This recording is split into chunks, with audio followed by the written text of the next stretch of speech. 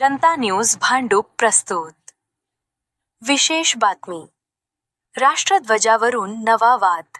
संभाजी भिडे यांच्या विधानावर संताप. भारताच्या राष्ट्रध्वजावरून देशात नवा वाद निर्माण झालाय.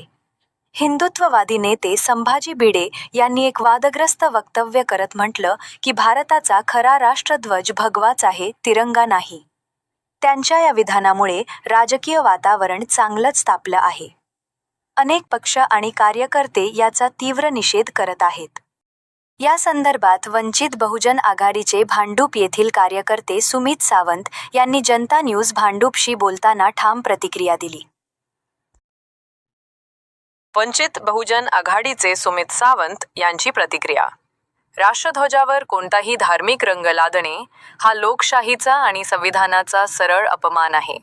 मनोहर कुलकर्णी यांचं राष्ट्रध्वज भगवा करा हे विधान केवळ चुकीचं नाही, तर भारतीय संविधान, राष्ट्रीय मूल्य आणि आपली धर्मनिरपेक्ष लोकशाही यांच्यावरच आघात करणारे आहे.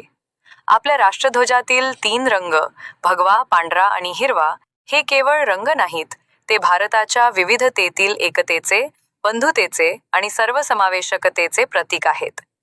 तिरंगा हा कोणत्याही एका धर्माचा किंवा गटाचा नाही, तो 140 कोटी भारतीयांची ओळख आहे.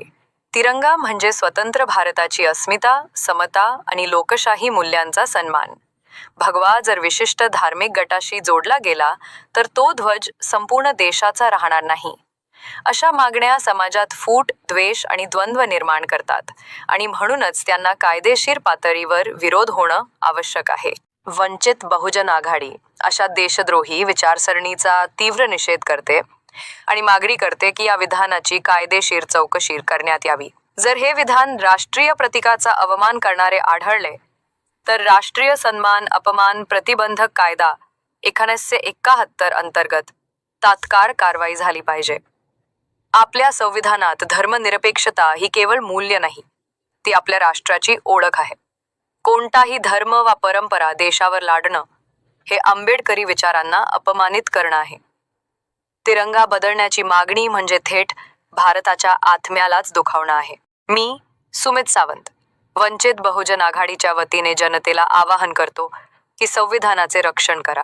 अशा फूट पाडणाऱ्या प्रवृत्तींपासून सावध रहा आणि लोकशाहीचा आवाज बुलंद ठेवा.